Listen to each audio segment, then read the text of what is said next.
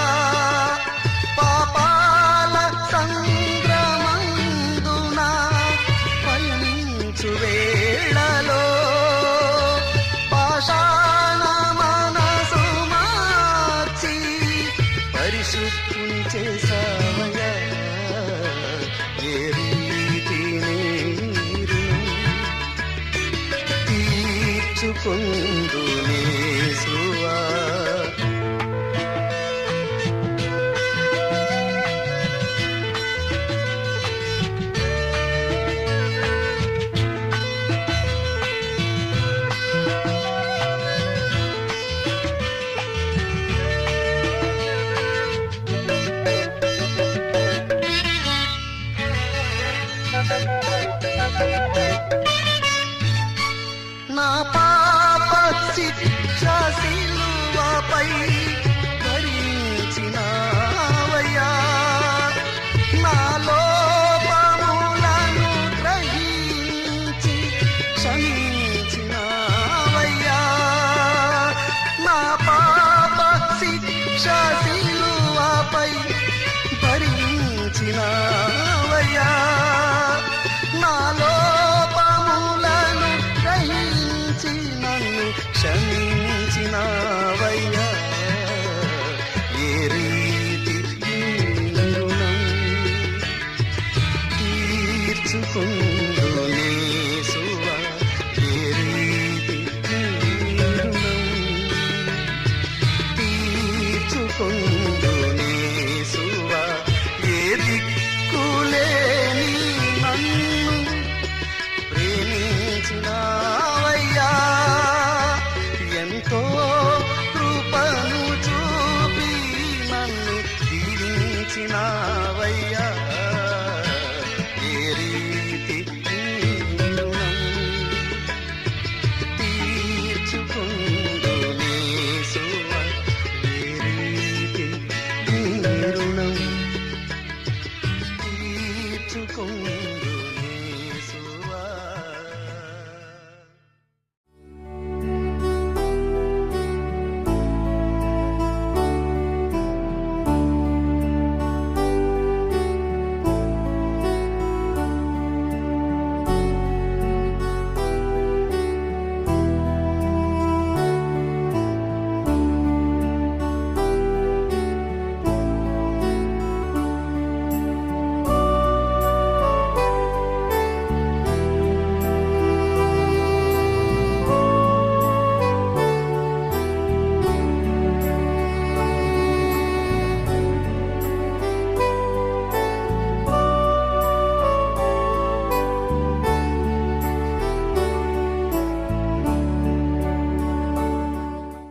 ప్రియులారా, మన ప్రభువైన యేసుక్రీస్తు నామమున మీ అందరికీ శుభములు, వందనాలు తెలియపరచుకుంటున్నాను. ఈ యొక్క డైలీ బైబిల్ డివోషన్స్లో మీ అందరినీ ప్రేమపూర్వకంగా ఆహ్వానిస్తున్నాను. చిన్న ప్రార్థనతో మరి ఇటు వాక్యంలోనికి మనం వెళుదాము, ప్రార్థించుదాము. ప్రభువా, జీవముల తండ్రి, గొప్ప దేవ, మీ పరిశుద్ధ నామానికి వందనాలు స్తుతులు. ఈ యొక్క ఉదయకాల సమయమున మీ యొక్క వాక్యాన్ని వీక్షించడానికి, వినడానికి ఇచ్చినటువంటి సమయం బట్టి మీకు వందనాలు. మరోసారి ప్రభువా, ఇటు వాక్యంలో ప్రభావ మరి మీరు మీ బిడ్డలతో మాట్లాడి మీ యొక్క గొప్ప గూఢమైనటువంటి గొప్ప సత్యాలను మరి నా ద్వారా నన్ను మీ బుర్రగా వాడుకొని మీ బిడ్డలకు ఆత్మీయ ఆహారం దయచేసి అటు వాక్కుతో ప్రభావ మరి మేము బలోపేతులమై మీ మహిమ నిమిత్తము గొప్ప సాధనంగా మమ్మల్ని వాడుకోమని యేసునామములో అడుచున్నాం మా ప్రియ తండ్రి, ఆమేన్. ప్రియులారా, మరి ఈ యొక్క ఉదయకాల సమయంలో మరి నేను ఎన్నుకున్నటువంటి అంశము సిలువ. ఈ యొక్క సిలువ లేదా క్రాస్, మన యేసుక్రీస్తు ప్రభువు వారు మోసినటువంటి యొక్క సిలువ గురించి మరి నేను ఈరోజు ధ్యానం చేయనంటున్నాను. సిలువ అనగానేమి, మరి మనం దేని యొక్క వాక్కులో చూస్తాం. కొరింథీయులకు రాసినటువంటి మొదటి పత్రిక ఈ యొక్క 1:18 నశించుచున్నటువంటి వారికి వెరితనం, కానీ రక్షించబడినటువంటి మనకు దేవుని శక్తి అయి ఉన్నది అనేటువంటి మాటను చూస్తాం సిలువ అంటే. మరి ఈ యొక్క సిలువ, ప్రియులారా, మనం సిలువని మనము ఒక్కసారి చూస్తే సిలువ అనేది it will be like a plus shape, isn't it? ఈ యొక్క సిలువ అనేది యేసు ప్రభువు వారు ఆయన హ్యాంగ్ అయినటువంటి ఈ యొక్క సిలువ ఎటువంటిదంటే it is a rugged cross. మరి మొత్తం రఫ్గా ఉండేటువంటి క్రాస్గా మనం చూస్తున్నాము. మీరు చూడండి, మొట్టమొదటిసారిగా ఈ యొక్క మత్తయి రాసినటువంటి సువార్త 10వ అధ్యాయము 37-38 మనం అక్కడ చూస్తే ఈ యొక్క సిలువ అనేటువంటి మాటను యేసు ప్రభువు వారు వాడటం మనం చూస్తున్నాము. ఈ యొక్క సిలువ అనేటువంటి మాట ఎప్పుడు రావాలి అంటే చివరిగా రావాలి, కానీ ఈ యొక్క మత్తయి రాసినటువంటి సువార్త 10వ అధ్యాయంలో ముందే మరి యేసు ప్రభువు వారు ఎందుకు చెప్పారు? ఒక విధంగా చెప్పాలి అంటే సిలువ అంటే one of the very exclusive pain, ఒక భారభరితమైనటువంటి సిలువ అనేది మనం చూస్తాం. It is a very painful thing. ఒక విధంగా చెప్పాలంటే యేసు ప్రభువు ప్రతిరోజు ఆ యొక్క సిలువ లేదా ఆ యొక్క చెక్క పని చేయటం మరి ఆయన కూడా తెలుసు. ఒకానొక దినమున మరి నేను దీనిపై సిలువ వేయబడుచున్నటువంటి యొక్క మాటను మరి యేసు ప్రభువు వారు కూడా ఎంతగానో జ్ఞాపకం చేసుకొని ఉండవచ్చు. నిజమే ప్రియులారా, మరి ఈ యొక్క సిలువ గురించి మనం చూస్తే ఒకసారి ప్రియులారా, దీని యొక్క వాక్కులో మరి ఈ యొక్క సిల్వ ఈ యొక్క ప్లస్ షేప్లో ఉంటుందని చెప్పాను కదా. ఈ యొక్క వెడల్పుగా ఉన్నటువంటి సిల్వ మరి దేనికి సాదృశ్యం? మనకు, దేవునికి. అంటే ఒక విధంగా చెప్పాలంటే నీ దేవుడని యెహోవాను నీ పూర్ణ హృదయంతో, ఆత్మతో, శక్తితో, సమస్తంతో ప్రేమింపవలను. రెండవది మరి ఈ విధంగా ఉన్న హారిజాంటల్ అనగా మన పొరుగువాన్ని చూపింపచేస్తుంది. ఒక విధంగా చెప్పాలంటే నిన్ను వల్ల నీ పొరుగువాన్ని ప్రేమించుడి. మరి యేసు ప్రభువు వారు మరి రెండు మాటలు చెప్తాడు కదా మరి ప్రేమ గురించి. మొదటిగా నీ దేవుడిని యెహోవాను ప్రేమింపవలెను, రెండవది నీ పొరుగువాన్ని ప్రేమింపవలెను. మరి ఈ విధంగా ద ప్లస్, సో ద కంబైన్నెస్. సో మనమును ఈ విధంగా దేవుణ్ణి, మనుషులను ప్రేమించేటువంటి వారంగా ఉండాలి. మరి ఇదే ధర్మశాస్త్రాన్ని నెరవేర్చినట్టు అనేటువంటి మాటను మనకు ఈ యొక్క సిలువ అనేది చూపింప చేస్తుంది ప్రియులారా. మరి అంత మాత్రమే కాదు, ఈ యొక్క సిలువను మనం చూస్తే ఈ యొక్క ఎఫెసీయులకు రాసినటువంటి పత్రిక 2వ అధ్యాయం 16వ వచనంలో మనం చూస్తే ఈ యొక్క క్రాస్ ద్వారా, సిలువ ద్వారా మనకు ఈ శాంతి మరి తండ్రి ద్వారా మనం పొందుకొని ఉంటున్నాము. క్రీస్తు అనగా తన యొక్క కుమారుడు ఆ యొక్క సిలువ మరణం ద్వారా మరి మనలను ఈ రెకన్సైల్, మనలను సమాధానపరిచాడు తండ్రి ద్వారా. ఈ యొక్క పాపం నుంచి మనలను కుమారులుగా చేశాడు. ఎలా అంటే మనం ఆయనను యాక్సెప్ట్ చేయడం ద్వారా అనేటువంటి విషయం. మరి అదే మాట కొలొస్సీయులు 2:14వ వచనంలో కూడా చూస్తాం. మరి యేసు ప్రభువు వారు ఏ విధంగా ఆ యొక్క కల్వరి సిలువలో యొక్క సాతాను యొక్క తలను చితకగొట్టాడు అనేటువంటి విషయాన్ని కూడా మనం చూస్తాం. అనగా ఈ యొక్క సాతాను నుంచి విజయాన్ని మరి మనం అక్కడ చూస్తున్నాము. ఆదికాండము 3వ అధ్యాయం 15వ వచనంలో కూడా మనం చూస్తాం కదా, ఈ యొక్క సాతాను యొక్క తలను ఏ విధంగా చితకగొట్టడం అనేటువంటి విషయాన్ని మనం అక్కడ చూస్తాం. ఈ యొక్క మొట్టమొదటిసారిగా ఆ యొక్క ప్రవచన వాక్కు మరి మనం ఈ విధంగా యేసు ప్రభువు వారు ఏ విధంగా నెరవేర్చాడు అనేటువంటి విషయాన్ని మనం చూస్తాం ప్రియులరా. అది కాకుండా మరి పౌలు కూడా ఒక చక్కటి మాట చెప్తాడు. మరి నేను సిలువ తప్ప దీని విషయంలో కూడా ఇంచెను, ఎందుకంటే నేను క్రీస్తు యొక్క ముద్రలు కూడా ధరించుకుని ఉన్నాను అనేటువంటి విషయం గలతీలు 6వ అధ్యాయంలో మనం చూస్తున్నాము. మరి అంత మాత్రమే కాదు, మరి ఇంకొక చక్కటి మాట చెప్పడం మనం చూస్తున్నాము. గలతీలు రాసినటువంటి పత్రిక 2వ అధ్యాయం 20వ వచనం 21వ వచనంలో చూస్తే, మరి ఇక మీదటి నేను కాదు క్రీస్తు నా యందు జీవించుచున్నాను. ఈ యొక్క మాటను మనము చూడడము, అక్కడ నేను క్రీస్తుతో సిలువ వేయబడ్డాను అనేటువంటి మాటను కూడా పౌలు అక్కడ చెప్పటము మనము చూస్తున్నాం ప్రియులరా.